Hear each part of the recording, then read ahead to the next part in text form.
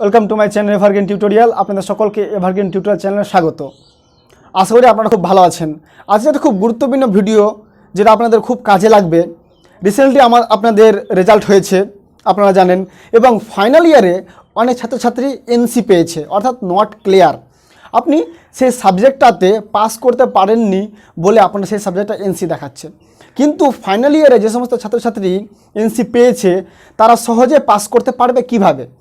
তারা সহজে পাস করতে পারবে মার্ক ট্রান্সফার সিস্টেমের সাহায্যে। ইউনিভার্সিটির একটা সিস্টেম আছে, তাকে বলে মার্ক ট্রান্সফার সিস্টেম। তো এই মার্ক ট্রান্সফার সিস্টেমটা কী আমি আপনাদের আজকে ভিডিওতে আলোচনা করব, এবং কিভাবে ফর্ম ফিল আপ করতে হবে এবং কি করতে হবে, ফর্ম কোথায় পাবেন, আমি আজকে সম্পূর্ণ ডিটেলস এই ভিডিওতে দিব।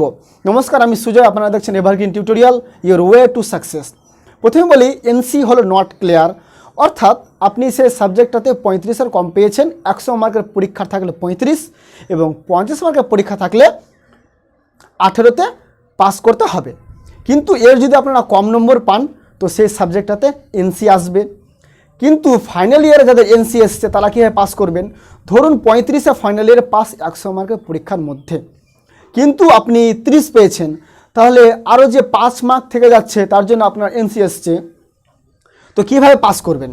পাস করার নিয়ম হচ্ছে, আপনি অন্য কোনো অনার্স পেপার, যে কোনো অনার্স পেপার থেকে আপনি যে সাবজেক্টে এনসি এসছে সেই সাবজেক্টে মার্কসটা ট্রান্সফার করতে পারবেন, তাহলেই পাস করে যাবেন। এবং যদি সাবসিডিয়ারি পেপার অর্থাৎ পাস কোর্সের পেপার থাকে, তাহলে অন্য কোনো পাস কোর্সের সাবজেক্ট থেকে আপনি যে সাবজেক্টে এনসি এসছে সেই পাস কোর্সের সাবজেক্টটাতে ট্রান্সফার করতে পারবেন। অর্থাৎ অনার্স পেপার থেকে অনার্স পেপারে এবং সাবসিডিয়ারি পেপার থেকে সাবসিডিয়ারি পেপারে আপনি মার্কস ট্রান্সফার করতে পারবেন। কিন্তু সাবসিডিয়ারি পেপার থেকে অনার্স পেপার এবং অনার্স পেপার থেকে সাবসিডিয়ারি পেপার এরকম ট্রান্সফার করতে পারবেন না। তো কিভাবে ট্রান্সফার করতে হবে, ফর্ম কোথায় পাবেন, এই নিয়ে অলরেডি ভিডিও আমি একটা বানিয়ে দিয়েছি। ডেসক্রিপশন বক্সে এই ভিডিও লিঙ্ক দিয়ে দিব, সেখান থেকেই আপনারা ফর্মটা ডাউনলোড করে নেবেন এবং ফর্মটা ডাউনলোড করার পর ফর্মটা ফিল আপ করবেন। ফর্মটা ফিল আপ করার পর কোঅর্ডিনেটরের সিগনেচার নিয়ে কলকাতায় ইউনিভার্সিটিতে গিয়ে আপনাদের ফর্মটা জমা দিয়ে আসতে হবে। এই ছিল আপনাদের ভিডিও। যদি ভিডিওটা ভালো লাগে অবশ্যই লাইক শেয়ার করবেন এবং চ্যানেলটি সাবস্ক্রাইব করবেন। ধন্যবাদ।